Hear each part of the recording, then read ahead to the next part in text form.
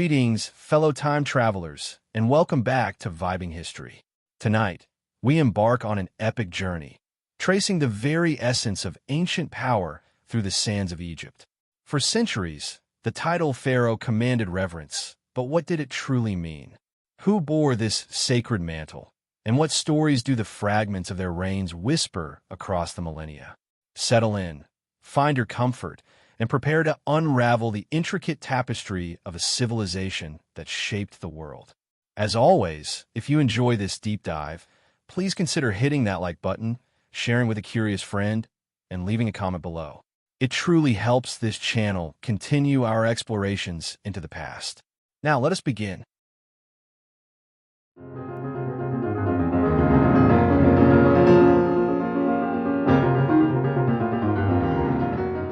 Good evening, and welcome back to Vibing History.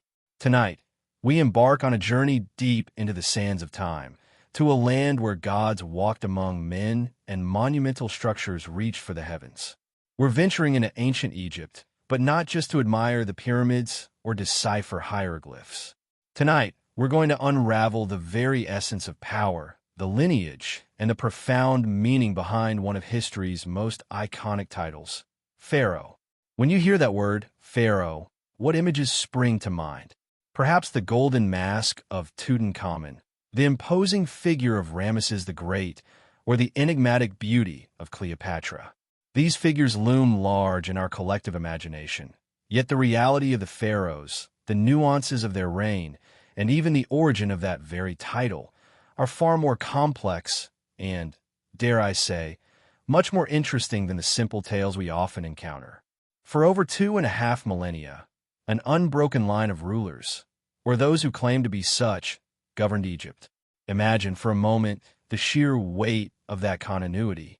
From the unification of Upper and Lower Egypt by Narmer around 3100 BC, an act that forged a nascent nation from disparate communities, to the eventual conquests that saw foreign powers like the Kushites, Persians, Greeks, and Romans ascend to the Egyptian throne. The concept of a sovereign ruler persisted. But the path was rarely smooth, and the nature of that sovereignty often shifted with the desert winds. Now, here's a fascinating detail, one that often escapes the casual observer. While we universally refer to these ancient Egyptian kings as pharaohs, the term itself wasn't commonly used by their contemporaries until much later. Picture this. For nearly 1,700 years, from Narmer's unification to the flourishing of the New Kingdom's 18th dynasty around 1400 BC, the rulers of Egypt weren't called Pharaoh in everyday address. They held other magnificent titles, part of a complex royal titulary that spoke to their divine connection and earthly power. Initially, these kings bore names like the Horus name, linking them directly to the sky god Horus, the Sej and Be name, signifying their dual rule over Upper and Lower Egypt, and the two ladies' name, invoking the protective goddesses of both lands. Over centuries, additional titles like the Golden Horus, Nomen, and Prenomen were layered on, building an intricate tapestry of divine and earthly authority. This means that for a vast swathe of ancient Egyptian history, the men and women who commanded vast armies, built colossal monuments, and were revered as living gods, were known by different appellations. It wasn't until the New Kingdom, a period of unprecedented imperial might and cultural splendor, that Pharaoh, derived from the Egyptian pura meaning great house or palace, began to be used to refer to the king himself, rather than just his residence. It's a subtle distinction, perhaps, but it speaks volumes about the evolving perception of kingship and the increasing centralization of power within the royal court. The story of the pharaohs is, in essence, the story of Egypt itself. It's a saga of unification and fragmentation, of glorious empires and periods of profound disarray. We see this dynamic play out over the approximately 2,500 years of native pharaonic rule. Think of that, 2,500 years of unbroken, or mostly unbroken, self-governance. It's a span of time that dwarfs many modern nations, a testament to the enduring cultural and political structures that defined ancient Egypt.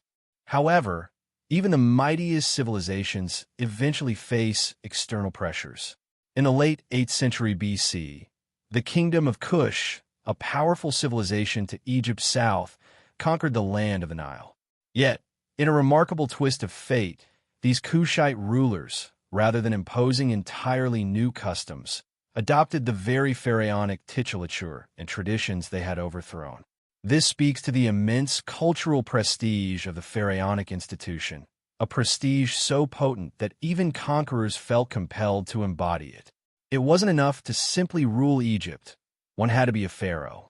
Following this Kushite interlude, Egypt experienced a brief resurgence of independent native rule, a flickering flame of self-determination before the looming shadow of the Achaemenid Empire, the mighty Persian Empire, stretched across the Near East. Again, the pattern repeats. Persian rulers, like their Kushite predecessors, understood the power of the pharaonic title and incorporated it into their own imperial nomenclature. They became pharaohs in their new domain, at least on paper, acknowledging the profound symbolic importance of the role to their Egyptian subjects. The last truly native pharaoh to sit on the throne was Nectanebo II. His reign marked the end of an era, as the Achaemenids reconquered Egypt for a second time. But the tides of history are ever turning. In 332 BC, a new force swept through the ancient world, Alexander the Great. His conquest brought an end to Achaemenid rule in Egypt and ushered in the Hellenistic period, a time when Greek culture mingled with ancient Egyptian traditions. Under Alexander's successors, the Ptolemaic dynasty, Egypt once again found itself under the rule of pharaohs, albeit Hellenic ones. These were the Greek kings and queens who governed Egypt for nearly 3 centuries, perhaps none more famous or infamous than Cleopatra VII. Her story, a dramatic fusion of ancient power and Roman ambition, captivated her contemporaries and continues to enthrall us today. She was the last independent pharaoh of Egypt, a woman who dared to challenge the burgeoning power of Rome, forming alliances with Julius Caesar and then Mark Antony. Her dreams of a dynastic and political union between Egypt and Rome, however, were ultimately crushed by the rise of Octavian, who would become the Roman Emperor Augustus. With Cleopatra's tragic suicide in 30 BC, Egypt ceased to be an independent kingdom and became a province of Rome. And yet, even here, the title of pharaoh persisted, albeit in a symbolic capacity. Roman emperors, when in Egypt, were styled as pharaohs, a testament to the enduring power of the title, a recognition of the profound historical and cultural weight it carried. This practice continued for centuries, all the way until the reign of Maximinus Daza in 314 AD, a remarkable continuity that underscores how deeply embedded the concept of the pharaoh was in the very fabric of Egypt. Now, as we delve into the intricate tapestry of these pharaonic reigns, it's crucial to acknowledge the challenges inherent in reconstructing such ancient history. The dates we rely on, the names we recite, are approximations, carefully pieced together by modern Egyptologists. Our understanding is built upon a foundation of ancient king lists, fragmented inscriptions, damaged papyri, and sometimes politically motivated narratives, combined with archaeological evidence that gradually fills in the gaps. Imagine the painstaking work involved. Scholars meticulously examine inscriptions carved on temple walls, fragments of papyrus found in tombs, and even the impressions left by seals. Each piece of information is a puzzle piece, offering clues about the succession of kings, the length of their reigns, and the significant events of their time.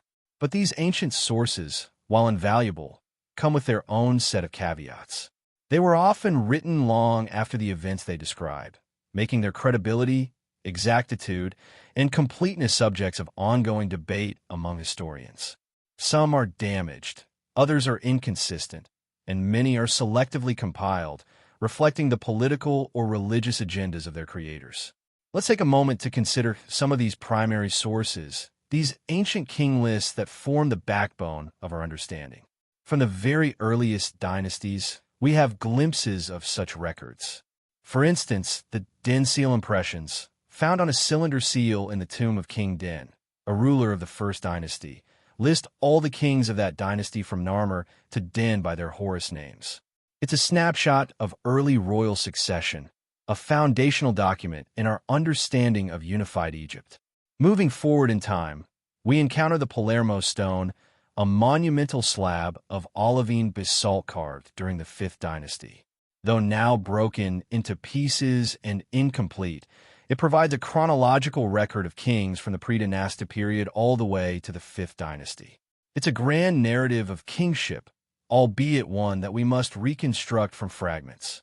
Then there are the more selective lists, like the Giza writing board and the South Saqqara stone, both from the 6th dynasty, which, while valuable, offer only partial glimpses. The Karnak king list, carved on limestone during the 18th dynasty, and the Abydos king list of Seti, from the 19th dynasty, are more detailed but still omit certain periods, like the turbulent 1st and 2nd intermediate periods. It's as if they intentionally skip over eras of perceived weakness or disunity, preferring to present a more idealized, continuous line of powerful rulers. Perhaps the most comprehensive, yet tragically damaged, of these ancient lists is the Turin king list.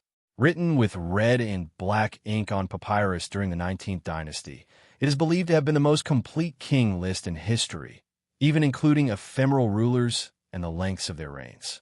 The tantalizing fragments that remain offer a glimpse into the incredible detail that once existed, but much is lost to the ravages of time.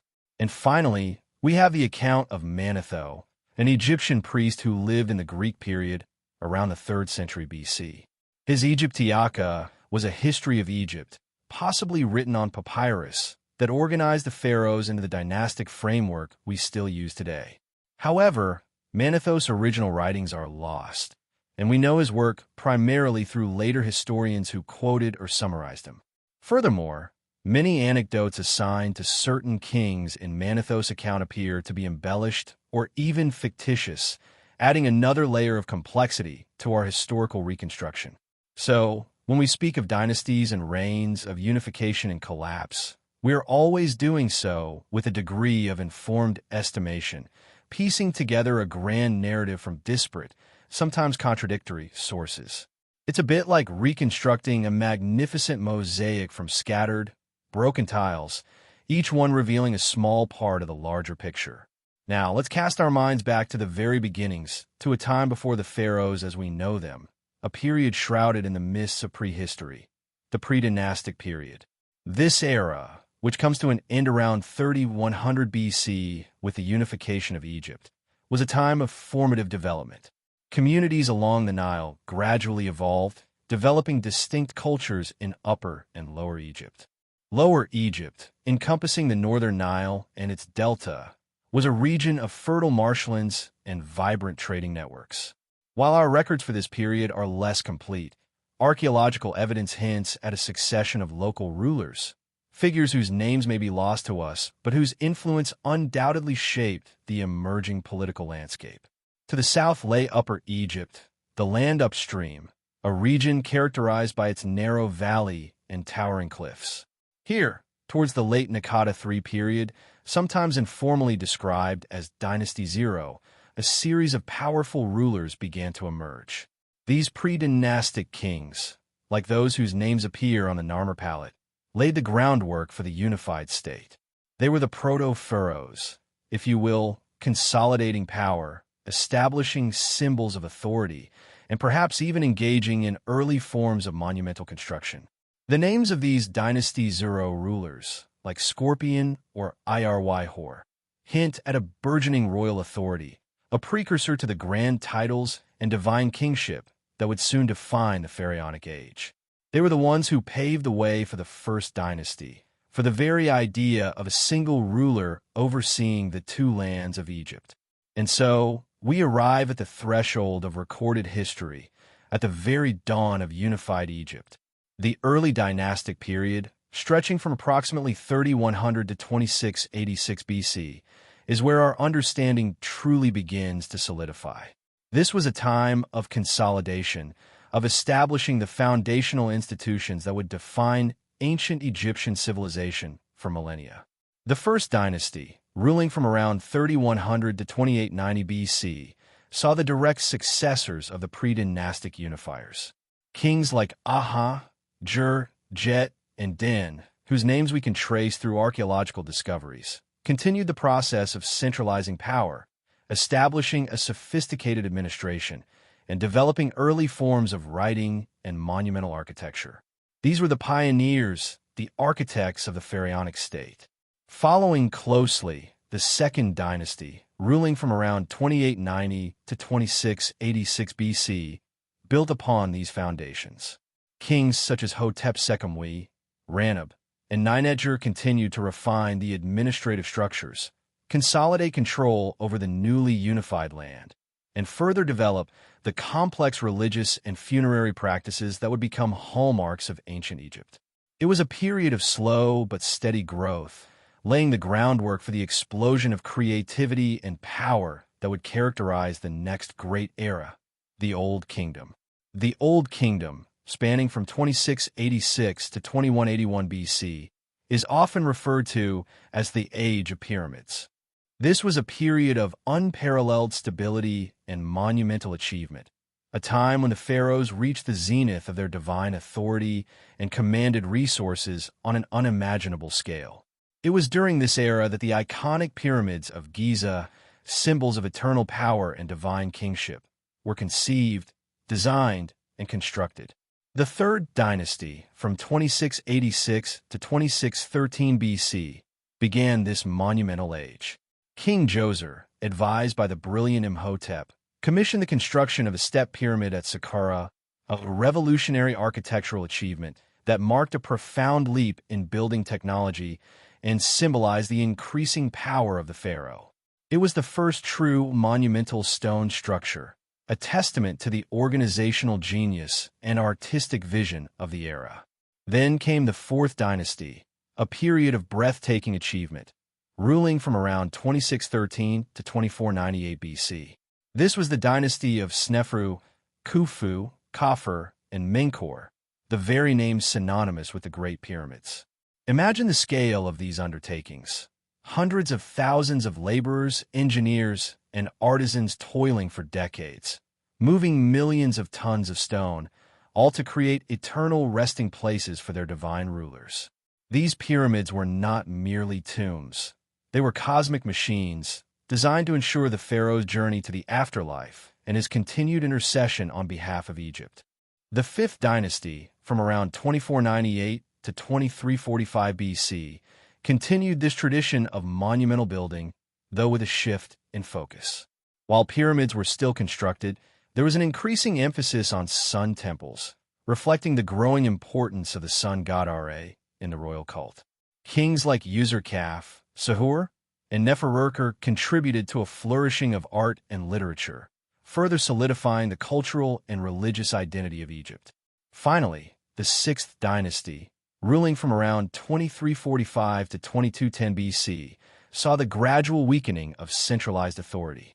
While kings like Pepi I and Pepi II had impressively long reigns, Pepi II, in particular, may have reigned for an astounding 94 years, longer than any monarch in recorded history. The sheer longevity of his rule ultimately contributed to the kingdom's decline. The central government in Memphis began to lose its grip as powerful regional governors, known as nomarchs, gained increasing autonomy. The immense expenditures on royal tombs and cults, coupled with environmental factors like prolonged periods of low Nile floods, placed immense strain on the state's resources. And so, with the close of the Sixth Dynasty, the Old Kingdom, that long period of stability and growth, began to crumble. The death of Pepi II, whose advanced age had rendered his later years inefficient, plunged Egypt into what historians refer to as the First Intermediate Period. This was a time of profound disarray and chaos, a dramatic contrast to the preceding centuries of centralized power. The union of the two kingdoms fractured, and regional leaders found themselves grappling with the ensuing famine and social upheaval. For approximately 20 to 45 tumultuous years, the Seventh and Eighth Dynasties attempted to cling to some semblance of power for Memphis, trying to maintain the illusion of continuity with the glorious past. But their authority was nominal, heavily reliant on the powerful nomarchs who now effectively governed their own regions. Egypt had, in essence, decentralized, devolving into a feudal system where local strongmen held sway. This period of weakness eventually led to new lines of pharaohs emerging from different power centers.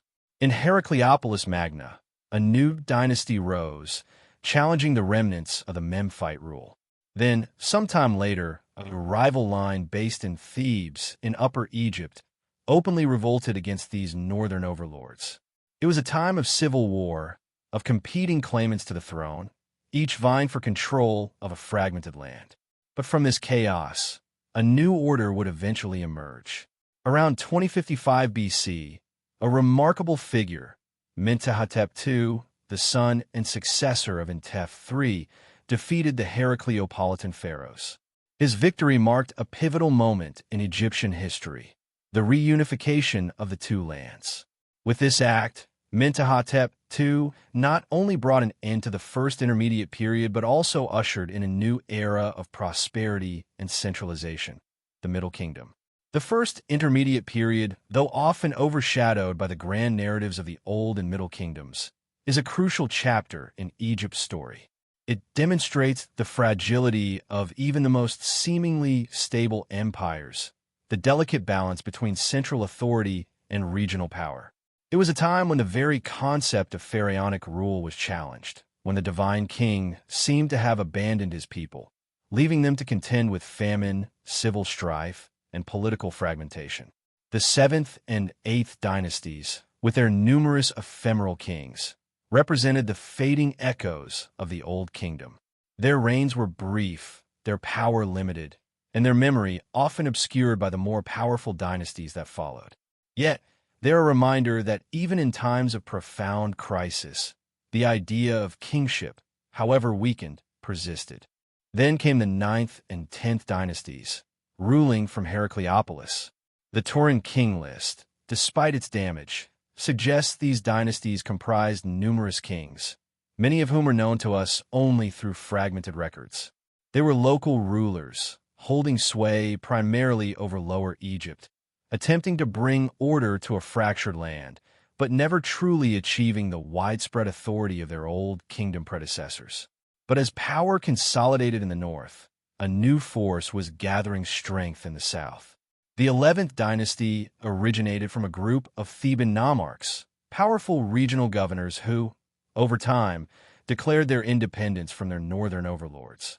Beginning with figures like Intef the Elder and culminating in the powerful Mentuhotep I, these Theban rulers gradually expanded their influence, eventually challenging and overthrowing the Heracleopolitan pharaohs. This Theban triumph, under Mentuhotep II, was not just a military victory. It was a cultural and political rebirth, a reassertion of a unified, powerful Egypt.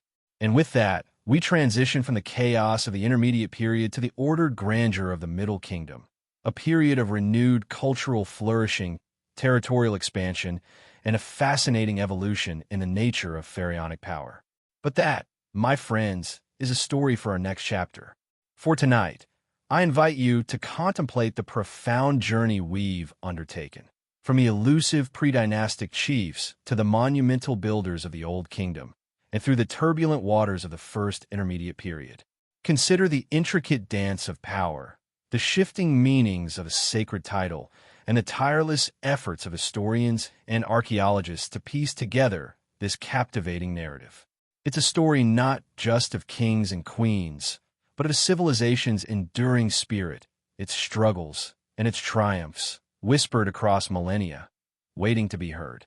Sleep well, and I look forward to continuing this epic journey with you.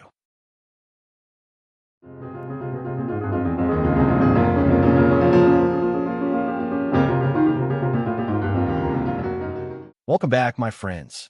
Last time, we began our deep dive into the pharaohs, those enigmatic rulers of ancient Egypt, and started to unravel the very meaning and evolution of that sacred title. We peeled back the layers of history, observing how Pharaoh, as a direct address, came into being much later than the initial unification of Upper and Lower Egypt. We talked about the meticulously crafted royal titulary, a suite of names and epithets that defined a king's divine connection and earthly power, evolving over centuries to include the Horus name, the Sedge and Bee name, the two ladies' name, and eventually the Golden Horus, Nomen, and Prenomen. These weren't just titles. They were a declaration of cosmic order, a testament to the unparalleled authority of the one chosen to stand between gods and mortals.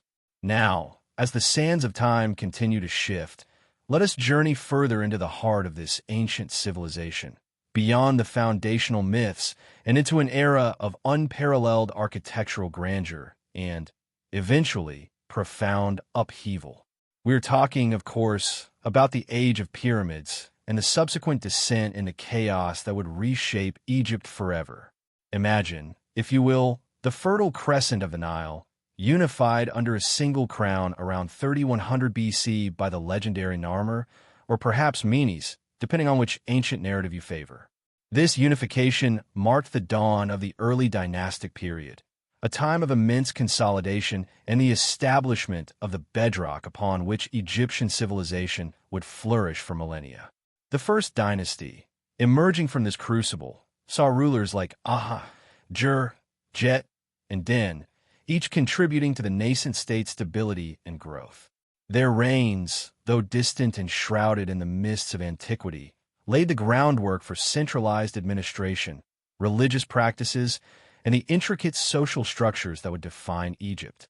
We find glimpses of these early kings on artifacts like the Den seal impressions, recovered from his tomb, listing his predecessors by their Horus names, a powerful affirmation of their divine lineage. Then came the Second Dynasty, continuing the work of unification and solidifying the power of the central government.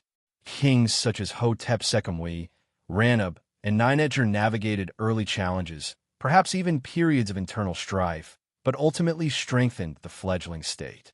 These early dynasties, though perhaps less known to the casual observer than the pyramid builders, were absolutely critical. They were the forge in which the very concept of kingship was hammered into its enduring form, where the rituals, symbols, and administrative machinery of a unified Egypt were meticulously developed. But it is with the Third Dynasty that we truly enter an epoch that would forever etch Egypt into the annals of human achievement.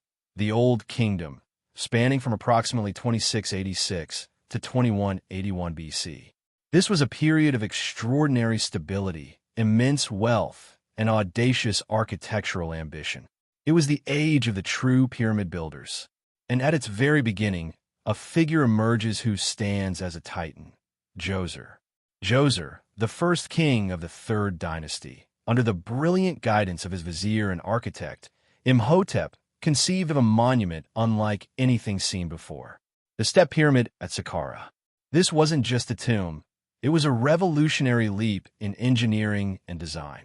Instead of the relatively simple mastaba tombs of earlier periods, Imhotep stacked several mastabas on top of each other, creating a majestic, terraced structure that soared towards the heavens. It was a physical manifestation of Djoser's divine authority, a staircase for his soul to ascend to the stars. The Step Pyramid wasn't just a building, it was a statement, a declaration of power, permanence, and a burgeoning mastery over stone that would define Egyptian civilization for centuries to come. Following Djoser, the Fourth Dynasty took this architectural ambition to breathtaking new heights. This is the dynasty of kings whose names resonate through history like ancient thunder: Sneferu, Khufu, Khafre, and Menkaure. Sneferu, a truly remarkable ruler, is often credited with perfecting the smooth-sided pyramid. He built three major pyramids: the Midim Pyramid, the Bent Pyramid, and the Red Pyramid at Dahshur. Each represented a learning curve, a continuous refinement of technique and design. The Bent Pyramid, with its distinctive change in angle, stands as a testament to the trial and error, the sheer determination, and the engineering prowess of its builders. And the Red Pyramid, Sneferu's final resting place, is a magnificent, true pyramid, a prelude to the wonders that were to come. And then there was Khufu. His name, when whispered through the ages, evokes only one image: the Great Pyramid of Giza, one of the seven wonders of the ancient world, and the only one still largely intact. To stand before it, even today, is to be humbled. To contemplate the sheer scale of its construction, the precision with which over 2 million massive stone blocks were quarried, transported, and meticulously placed, without the aid of modern machinery, is almost incomprehensible. This wasn't merely a tomb. It was a testament to the absolute power of the pharaoh, the organizational genius of the state, and the devotion of an entire civilization. It symbolized the pharaoh's connection to the sun god Ra, his journey to the afterlife, and his eternal presence among his people. His son, Khafre, continued this monumental legacy, building the second-largest pyramid at Giza and, most famously, commissioning the Great Sphinx. The enigmatic Sphinx, with the body of a lion and the head of a human, likely representing Khafre himself, stands as a silent, watchful guardian over the necropolis, its gaze fixed on the rising sun, an enduring symbol of Egyptian mystery and power. And Menkaure, Khafre's successor, completed the trio of Giza's iconic pyramids, albeit on a slightly smaller scale, solidifying this sacred landscape as the ultimate resting place for the most powerful rulers on earth. The 5th and 6th dynasties continued the traditions of the Old Kingdom, though there was a noticeable shift in emphasis. While pyramids were still built, they were generally smaller and perhaps less grand than those of Giza. The focus subtly shifted towards the lavish decoration of the mortuary temples and the inclusion of extensive pyramid texts within the tombs, providing elaborate spells and rituals to guide the deceased king to the afterlife.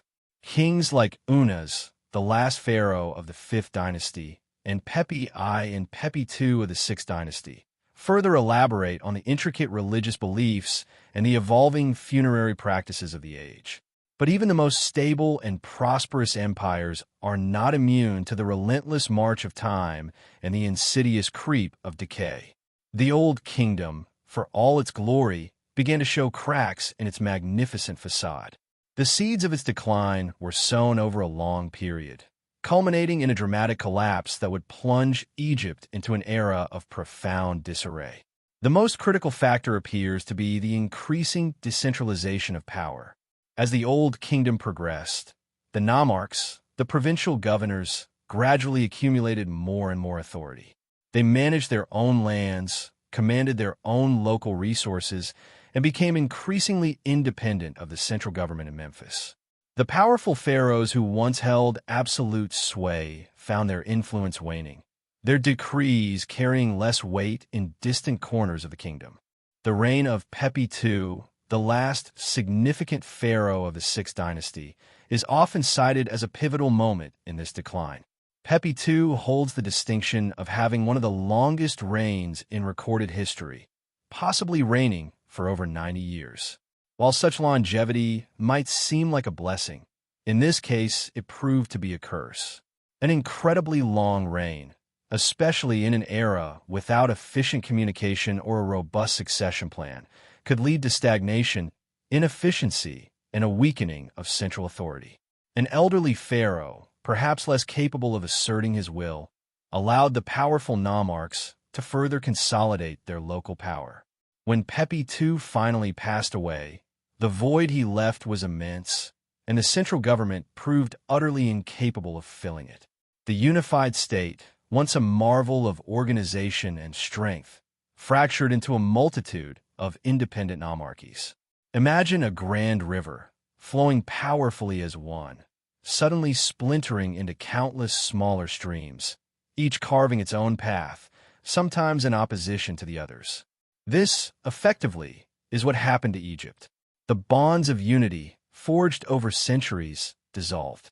This period, immediately following the collapse of the Old Kingdom, is known to historians as the First Intermediate Period, a deeply unsettling era spanning roughly from 2181 to 2060 BC. The term intermediate itself speaks volumes. It was a time between stable kingdoms, a void where order had evaporated. The majestic Old Kingdom, with its unparalleled monuments and centralized power, vanished like a mirage in the desert. What ensued was a period of profound disarray and chaos. The 7th and 8th dynasties, nominally successors to the 6th, tried to cling to some semblance of authority from Memphis, but their power was severely limited. They were kings in name only, their control barely extending beyond the immediate vicinity of the capital. Real power lay with the nomarchs, who effectively became local rulers, constantly vying with one another for resources and influence. It was an effectively feudal system, where allegiance was fragmented and stability was a rare commodity. And as you can imagine, with central authority gone, life for the ordinary Egyptian became incredibly difficult. The carefully managed irrigation systems, essential for agriculture, might have fallen into disrepair due to a lack of coordinated effort. Famine, a constant specter in ancient societies, would have become a more frequent and devastating reality. Warfare between rival nomarchs was likely common, disrupting trade, causing displacement, and adding to the general suffering. The grand visions of pharaonic construction ceased. The sheer resources and coordinated effort required for such projects were simply no longer available. It was a stark contrast to the golden age of the pyramids. The sophisticated bureaucracy that once managed a unified kingdom was fractured. Instead of one powerful pharaoh, you had numerous local strongmen, each claiming a measure of authority, often at odds with their neighbors. The lists of pharaohs from this period, like the Abydos king list and the Turin king list, reveal a bewildering succession of short-lived rulers, often reigning for only a few years, sometimes even months. These kings were ephemeral, their reigns often too brief to leave a lasting mark, a testament to the instability of the times. Eventually, from this chaotic landscape, two rival centers of power began to emerge, reflecting the ancient division between Upper and Lower Egypt. In the north, based in Heracleopolis Magna, the 9th and 10th dynasties arose. These rulers attempted to assert control over Lower Egypt, seeking to restore some semblance of order. But their authority was constantly challenged, and their grip was tenuous. Simultaneously, in the south, far upriver in Thebes, a powerful new line of nomarchs began to rise. These were the origins of the 11th dynasty. They were ambitious, resourceful, and determined to re-establish the glory of a unified Egypt. Under the leadership of powerful figures like Intef III, these Theban rulers gradually expanded their influence, uniting Upper Egypt under their banner. The stage was set for a dramatic clash, a civil war between North and South, between Heracleopolis and Thebes. And ultimately, it was the Theban forces, under the brilliant leadership of Mentuhotep II, who would prevail. Around 2055 BC, Mentuhotep II defeated the Heracleopolitan Pharaohs, reuniting the two lands of Egypt once more. This monumental achievement brought the first intermediate period to a decisive end and heralded the dawn of a new golden age, the Middle Kingdom. The Middle Kingdom, stretching from approximately 2040 to 1802 BC, was a period of resurgence and renewed stability. While not marked by the colossal pyramid building of the Old Kingdom, it was an era of sophisticated literature, impressive artistic achievements, and a renewed emphasis on internal development and external trade. The kings of the 12th dynasty, in particular, would be remembered for their strong governance and their efforts to restore Egypt's prestige.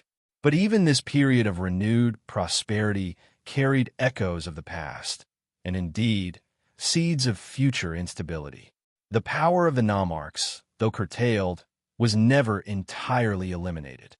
And as we will see, the cycle of centralization and decentralization, of unity and fragmentation, was a recurring theme in Egyptian history.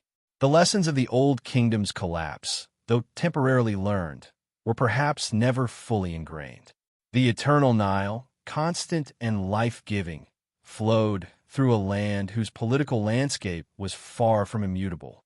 So, as Mentuhotep II gazed upon a newly reunited Egypt, having navigated the treacherous waters of the first intermediate period, he might have reflected on the fragility of even the grandest empires. The pyramids stood as silent reminders of a former glory, a testament to what could be achieved when Egypt was truly united. but also, perhaps, a cautionary tale of what could be lost when the pharaoh's grip faltered and the currents of history turned turbulent. The age of pyramids had given way to chaos, and now a new chapter began, filled with its own triumphs and its own challenges.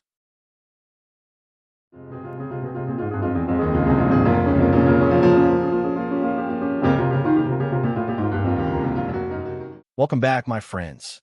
Pull up a comfortable chair, or just let my voice wash over you as we journey further into the echoing halls of ancient Egypt. We've traversed the majestic peaks of the Old Kingdom, witnessed its eventual descent into disunity, and now we arrive at a chapter often less heralded, but no less pivotal, a time of foreign intrusion and, remarkably, a blazing resurgence that would redefine Egypt's very identity. We are moving into what historians call the Second Intermediate Period, a fragmented era that, paradoxically, laid the groundwork for Egypt's greatest imperial ambitions. Imagine the land as a great river, its flow once mighty and unified, now splintered into numerous, often turbulent, streams. After the stability of the Middle Kingdom, the 13th dynasty found itself holding a scepter that was, by all accounts, far too heavy. They were the inheritors of a vast legacy, but their grip on the two lands, Upper and Lower Egypt, began to weaken considerably. The central authority, once so formidable, started to fray, much like an ancient papyrus scroll slowly succumbing to time and neglect. Around 1805 BC, or perhaps a little later, closer to 1710 BC, the precise dates, as always in this ancient world, remain a subject of scholarly debate, a delightful puzzle for those who enjoy such things. A significant fracture appeared. In the eastern reaches of the Delta, in a place called Zois, a provincial family decided they'd had enough of the distant 13th dynasty. They broke away, declaring their own independence and forming what would become known as the 14th dynasty. This wasn't merely a localized rebellion. It was a symptom of a much larger malaise, a sign that the very fabric of Egyptian unity was unraveling. And then, into this already fractured landscape, arrived a new and unsettling force, the Hyksos. Their name itself, rulers of foreign lands, speaks volumes about their origins. They weren't Egyptians. They were a people, likely of Canaanite or Semitic descent, who emerged from the Fertile Crescent, bringing with them not only new technologies, but a different way of warfare and governance. The first whispers of their presence can be traced back to the reign of a pharaoh named Sokotep IV, but their true impact would soon be felt profoundly. Around 1720 BC, these Hyksos made their decisive move, taking control of a strategically vital town in the eastern delta, Avaris. Today, we know this site as Tel El Dabeh or Kadana. This wasn't just another conquest. It was the beginning of their dominance. From Avaris, they systematically dismantled the kingdom of the 14th dynasty, consolidating their power in Lower Egypt. The culmination of this invasion came around 1650 BC. It was then that the Hyksos, possibly under the leadership of a king named Seleucus, the very founder of the 15th dynasty, marched on Memphis. Imagine the shock, the disbelief, as this ancient capital, a symbol of Egyptian sovereignty, fell to foreign hands. With the fall of Memphis, the 13th dynasty, already weakened, finally collapsed. The long reign of native Egyptian pharaohs, uninterrupted for centuries, was now broken. But history, as we've learned, abhors a vacuum. The collapse of the 13th dynasty created a power void in Upper Egypt. In the south, a native Egyptian ruling house in Thebes saw its opportunity. They declared their independence, establishing what we now call the 17th dynasty. This was a crucial moment, a flicker of native resistance in the encroaching shadow of foreign rule. These Theban rulers, though initially holding limited power, represented the unbroken spirit of Egypt. Now, it's important to clarify something about the term Hyksos. While the 15th dynasty is unequivocally attributed to them, there's some scholarly debate about the extent of their influence and the specific identity of rulers within the preceding 14th dynasty. Some Egyptologists, examining the names of kings and princes within the 14th dynasty, identified distinct Canaanite or Semitic origins. This suggests a more gradual infiltration, perhaps, or a pre-existing foreign presence that was then overshadowed by the full-blown Hyksos conquest. The Turin king list, a vital, albeit fragmented, ancient source, doesn't explicitly label the 14th dynasty rulers as Hyksos, adding another layer of complexity to this already intricate historical tapestry.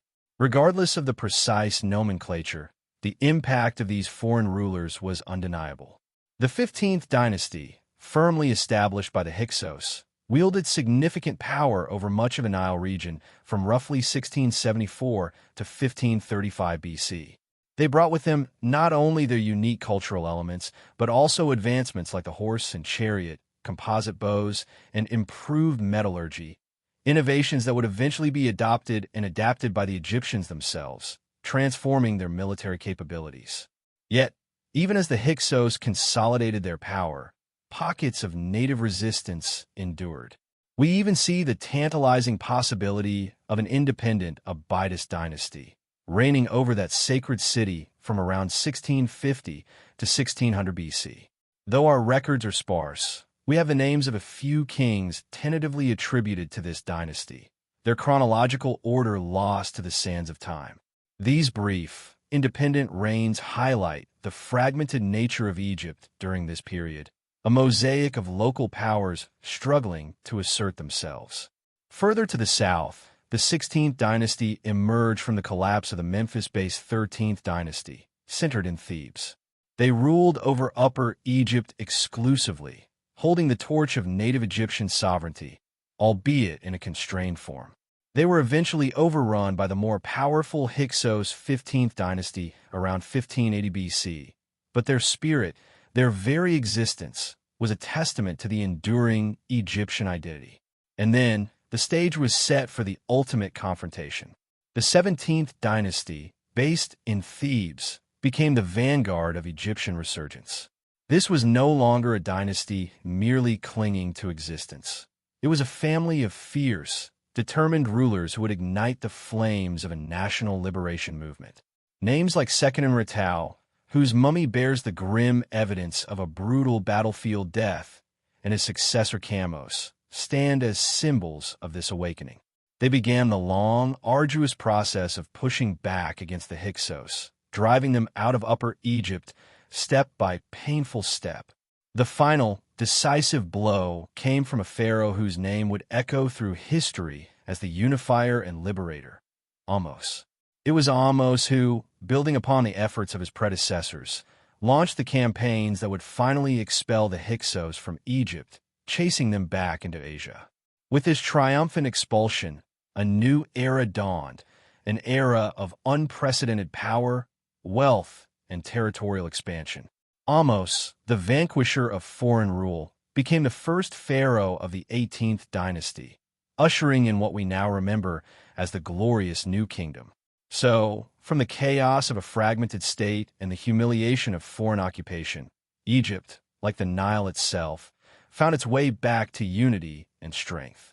The second intermediate period, often viewed as a time of weakness, was in fact a crucible, forging a stronger, more resilient Egypt, ready to embark on its grandest imperial adventure. It's a powerful reminder that even in moments of profound upheaval, the seeds of future greatness can be sown. We'll delve into that era of glory and expansion, the New Kingdom, in our next journey. Until then, keep those ancient stories close. They have so much to tell us.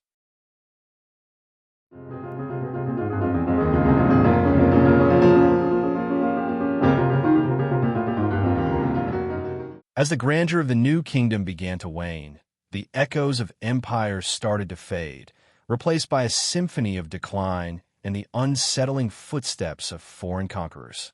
For nearly 2.5 millennia, the land of the Nile had been governed, in an almost unbroken line, by native pharaohs, a testament to the enduring spirit of this ancient civilization. But even the most resilient empires are not immune to the relentless march of time and the ambitions of those beyond their borders. Imagine, if you will, the slow, creeping anxiety that must have settled upon the people of Egypt as their venerable kingdom, once a beacon of power and stability, began to show cracks. The mighty pharaohs, whose names once resonated with the power of the gods, now found their authority increasingly challenged, their grasp on a unified Egypt slipping away. It was in the late 8th century BC that a significant shift occurred, a moment that would forever alter the trajectory of Egyptian history. From the south, from the powerful kingdom of Kush, came new rulers. These were not the traditional pharaohs born of the Egyptian soil, but ambitious kings who, upon conquering Egypt, embraced the very pharaonic titulature they had overthrown. They recognized the profound symbolism and legitimacy that came with adopting the ancient titles, seeking to weave themselves into the rich tapestry of Egyptian history.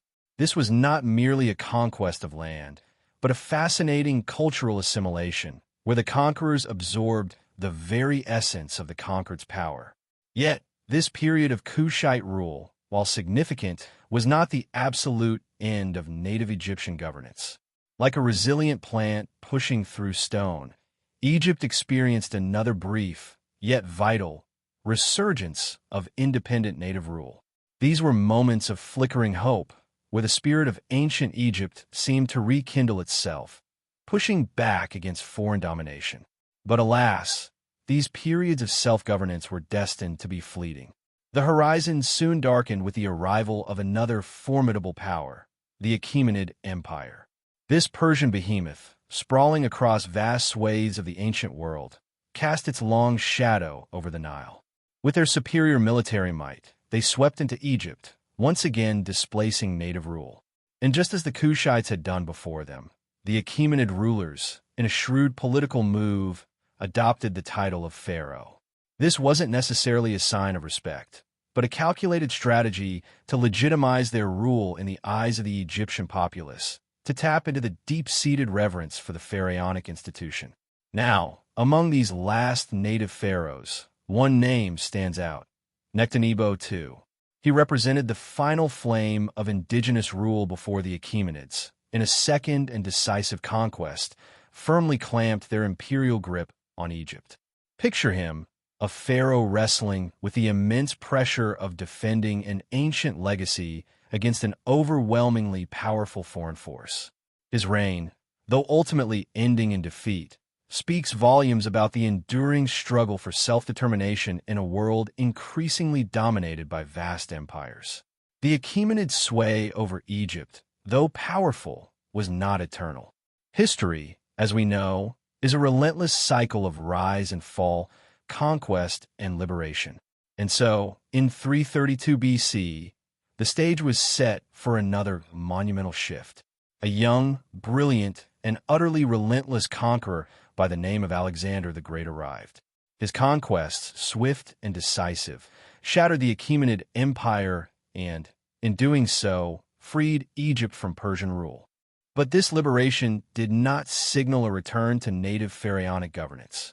Instead, it ushered in a new era, one dominated by Hellenic rulers, the Ptolemaic dynasty. This was a fascinating new chapter where Greek culture and Egyptian traditions began to intertwine, creating a unique synthesis. The Ptolemies, initially Macedonian generals under Alexander, established themselves as the new pharaohs of Egypt, perpetuating the ancient title while infusing it with their own Hellenic character. Their rule, a vibrant and often tumultuous period, marked the last gasp of an independent Egypt. For centuries, they held sway, navigating complex political landscapes, engaging in dynastic squabbles, and maintaining a delicate balance of power. But the sands of time were running out for independent Egypt. The colossal shadow of another burgeoning empire, Rome, began to loom large.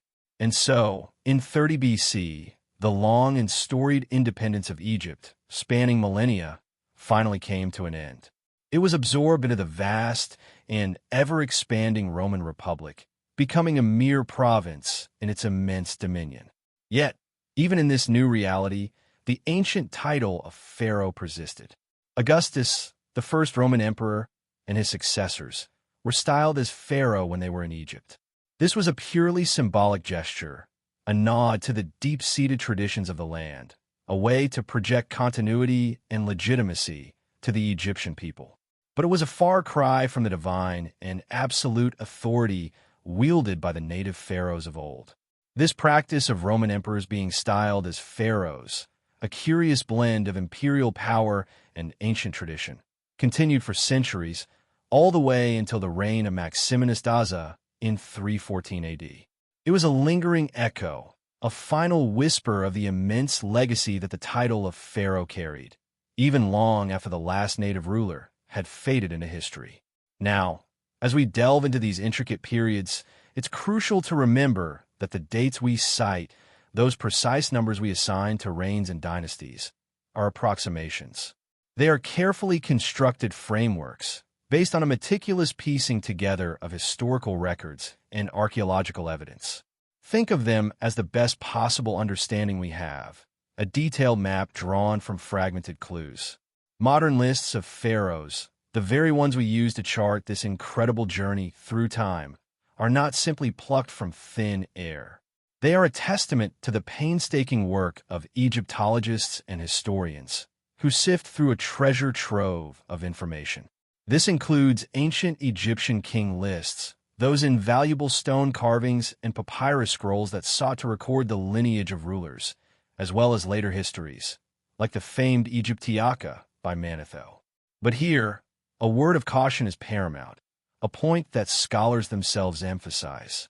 The credibility, exactitude, and completeness of these ancient sources are not always absolute. Imagine trying to reconstruct a complex narrative from pieces of a puzzle, some of which are missing, others worn, and some even subtly altered over time. Many of these records were compiled long after the reigns they described, susceptible to the biases, omissions, and even deliberate embellishments of their creators. Ancient king lists, while incredibly helpful, come with their own set of challenges. They are often damaged, their inscriptions worn away by the merciless grip of time. They can be inconsistent with one another, offering differing sequences or even omitting certain rulers entirely. And perhaps most intriguingly, they were often selective, serving a particular purpose for the dynasty that commissioned them. Some lists might emphasize certain lines of descent, while conveniently overlooking others, especially during periods of political turmoil or fragmented rule. Consider the various ancient king lists that have been unearthed, each offering a unique perspective, a partial window into the past. We have the Den seal impressions from the First Dynasty, found in the tomb of King Den, listing the early kings by their Horus names. A foundational piece, but limited in scope. Then there's the Palermo stone, a monumental olivine basalt slab from the Fifth Dynasty. Imagine the excitement of discovering such a record, meticulously carved, but also the frustration of finding it broken into pieces, its narrative fragmented. Fast forward to the New Kingdom, and we find the Karnak king list from the 18th Dynasty, carved on limestone, though highly selective. The Abydos king list of Seti I, from the 19th Dynasty, is renowned for its detail, a comprehensive lineage carved into limestone, but it still omits kings from the tumultuous intermediate periods, those eras of disarray where royal authority was fractured.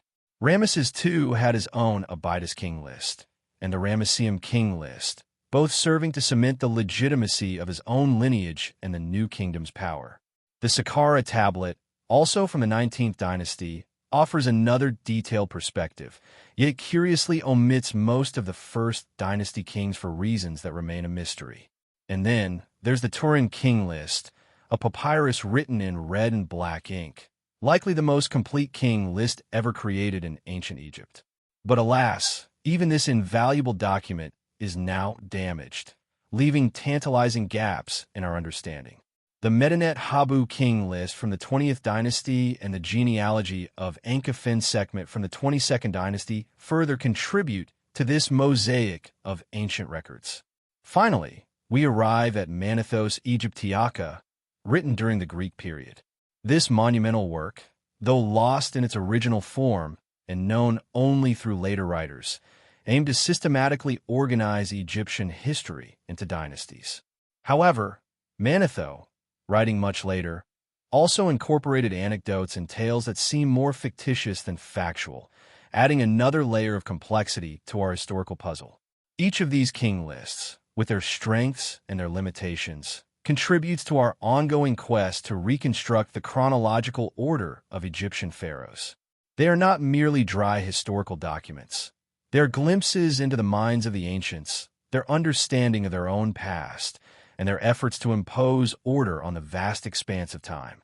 It is through this careful and critical examination of all available evidence, archaeological finds, inscriptions, king lists, and later historical accounts, that modern Egyptologists painstakingly piece together the narrative of ancient Egypt. They compare, they contrast, they debate, always seeking to refine our understanding, to shed more light on the shadows of the past. So, as we continue our journey through the annals of pharaonic rule, let us appreciate the incredible effort that goes into shaping these historical narratives. It's a testament to the enduring human desire to understand where we come from, to trace the intricate paths of those who walked this earth long before us. And with that understanding, we can truly begin to appreciate the final dramatic chapters of the pharaonic era, leading us inevitably to the last pharaohs of Egypt, Cleopatra, Caesar, and the Roman emperors who, for a time, inherited a legacy older than time itself.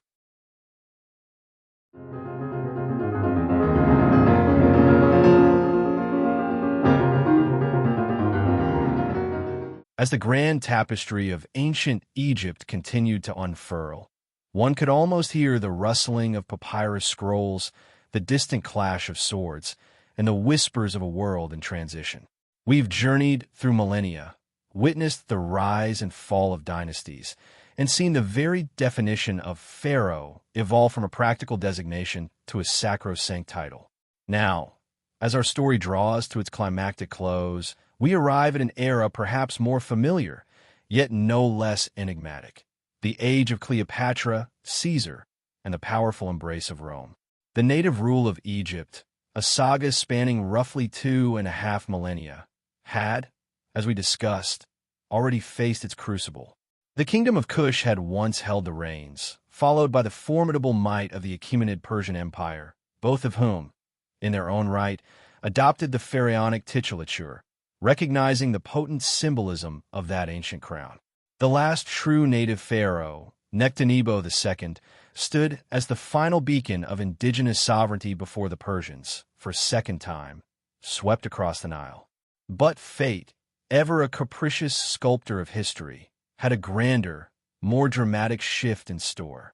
In 332 BC, a titan emerged from the west, a conqueror whose name still echoes with legendary force: Alexander the Great. His whirlwind campaign brought an abrupt end to Achaemenid dominion, and with it, ushered in a completely new chapter for Egypt, the Hellenistic period. The very essence of Egyptian power, once rooted deeply in its own soil, now began to draw sustenance from Greek roots. Following Alexander's sudden and untimely death, his vast empire was fractured, divided amongst his most loyal generals. For Egypt, this meant the rise of the Ptolemaic dynasty, founded by Ptolemy Isoter, one of Alexander's trusted companions. These were Greek pharaohs, ruling from the magnificent city of Alexandria, a vibrant intellectual and commercial hub that would come to overshadow the ancient capitals of Memphis and Thebes. For nearly 3 centuries, the Ptolemies governed Egypt, integrating Greek customs and language with the deeply entrenched Egyptian traditions.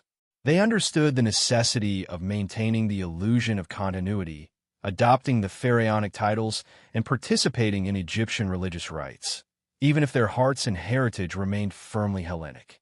And then we arrive at her. The name itself conjures images of power, allure, and tragedy. Cleopatra VII, in modern times simply known as Cleopatra. She was not merely a queen. She was a force of nature, a brilliant strategist, a multilingual intellectual, and a woman who understood the currents of power in a rapidly changing world better than almost anyone. Born into the Ptolemaic dynasty, she was ironically the first of her line to truly immerse herself in Egyptian culture, famously learning the Egyptian language, a feat that endeared her to her people and set her apart from her Greek predecessors. Cleopatra's reign, beginning in the tumultuous mid-1st century BC, was defined by the looming shadow of an ascendant Rome. The Roman Republic, a colossus of military and political might, was expanding its influence across the Mediterranean, and Egypt, with its immense wealth, fertile lands, and strategic location, was an irresistible prize. Cleopatra, with astonishing shrewdness, recognized that the only way to preserve her kingdom, and indeed her dynasty, was to forge powerful alliances with Rome's most formidable figures. Her initial gambit, a legendary encounter that involved her being smuggled into Julius Caesar's quarters rolled in a carpet, proved spectacularly successful. Caesar, at the pinnacle of Roman power, found himself captivated by the young pharaoh. Their relationship was not merely romantic. It was a political alliance of epic proportions. Cleopatra bore Caesar a son, whom she named Ptolemy the 15th Philopator Philometor Caesar, but more famously known as Caesarion, Little Caesar. Through Caesarion, Cleopatra aimed to intertwine the destiny of Egypt with that of Rome, creating a dynastic bond that would, she hoped, secure her kingdom's future and perhaps even establish a Hellenistic Roman Empire with herself and her son at its heart. But history, as we know, rarely follows a predictable path. Caesar's assassination in 44 BC shattered Cleopatra's carefully laid plans. The vacuum left by his death plunged Rome into a brutal civil war, from which three powerful figures emerged: Octavian, Caesar's adopted son and heir; Mark Antony, Caesar's trusted general; and Marcus Aemilius Lepidus, a less prominent but still influential leader. The stage was set for another pivotal alliance, and Cleopatra, ever the pragmatist, turned her gaze towards Mark Antony. Their liaison, a passionate and politically charged affair, became one of history's most enduring romantic legends. Antony, smitten by Cleopatra's charm, intelligence, and the opulent splendor of her court, spent significant time in Alexandria, seemingly forsaking his Roman duties for the Egyptian queen. Together, they had 3 children, further cementing the dynastic ties. Cleopatra, through Antony, sought to restore much of Egypt's former glory, reclaiming territories that had been lost and envisioning a powerful Eastern empire under their joint rule. However, this grand vision collided violently with the ambitions of Octavian. The Roman public, increasingly wary of Antony's perceived abandonment of Roman values for an exotic foreign queen, began to rally behind Octavian. The propaganda war was fierce, painting Cleopatra as a seductive temptress who had bewitched a noble Roman. The final confrontation came in 31 BC at the Battle of Actium, a naval engagement that proved utterly catastrophic for Antony and Cleopatra. Their forces were decisively defeated, and their dream of a unified Hellenistic Roman power faded into the harsh reality of Roman dominance. With Octavian's forces closing in on Alexandria, Antony, disgraced and defeated, took his own life. Cleopatra, ever the strategist, attempted one last desperate maneuver to charm Octavian, but the young Roman was not Caesar. He intended to parade her through Rome as a captive, a symbol of his triumph. Rather than suffer such a humiliation, Cleopatra chose a different path, a final act of defiant sovereignty. In 30 BC, she famously committed suicide, allegedly by allowing an ASP to bite her. With her death, the last Hellenistic pharaoh, and indeed the very last independent pharaoh of Egypt, passed into legend. The fate of Caesarion, Cleopatra's son by Julius Caesar, was sealed by Octavian.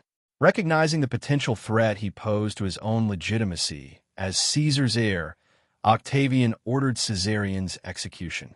He was nominally the sole pharaoh for a brief period after his mother's death, but his reign was fleeting, a mere ghost of sovereignty. The younger children of Cleopatra and Antony were spared, but their claims to Egypt were emphatically denied. And so, Egypt, the ancient land of pharaohs and pyramids, ceased to be an independent kingdom.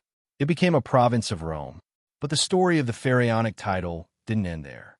In a fascinating continuation of tradition, the Roman emperors, from Augustus onwards, were styled as pharaohs while in Egypt. This was a crucial distinction. They were not pharaohs in Rome, but in Egypt, where the title carried immense symbolic weight and facilitated their rule over a populace accustomed to divine kingship. Egyptian temples continued to depict Roman emperors in traditional pharaonic regalia, offering to the gods in the ancient manner. This blend of Roman power and Egyptian tradition continued for centuries, a testament to the enduring power of the pharaonic image.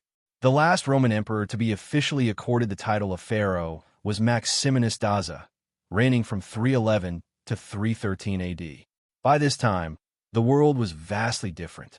Christianity was rapidly gaining ascendancy throughout the Roman Empire, and the ancient Egyptian religion, with its pantheon of gods and goddesses, was in decline. The once mighty temples stood increasingly silent, their rituals fading into memory. With the passing of Maximinus Daza, the direct lineage of pharaohs, whether native, Kushite, Persian, Hellenistic, or Roman, finally reached its conclusion. From Narmer, who first unified the two lands around 3100 BC, to the last echoes of the title under Roman rule in the 4th century AD, the pharaohs embodied not just political leadership, but the very cosmic order of Egypt. They were the intermediaries between gods and mortals, the guardians of Ma'at, and the living heart of a civilization that endured for millennia. Their story, a vibrant tapestry of triumphs and tragedies, innovations and collapses, foreign conquests and resilient resurgence, is a testament to the enduring human spirit and the profound impact of those who wore the crown of the two lands. And with that, our journey through the enigmatic world of the pharaohs, from the very first unification to the final whispers of Roman authority, comes to a close. Their legacy, carved in stone, written in hieroglyphs, and whispered across the sands of time, continues to captivate us, inviting us to ponder the profound questions of power, belief, and the inexorable march of history. And so, our journey through the long and often turbulent lineage of Egypt's pharaohs comes to a close. From the legendary unifiers to the Hellenic queens, and even the distant Roman emperors who donned the crown, each played a part in the unfolding drama of this ancient land. I hope you found this narration as captivating as the stories themselves, whether it helped you drift to sleep or simply escape the present for a while. If you did, please leave a like, share this video, and make sure you're subscribed for more deep dives into the annals of history. What part of the pharaoh's legacy intrigued you most? And what other ancient mysteries would you like us to explore next? Until our next adventure through time, thank you for vibing with history.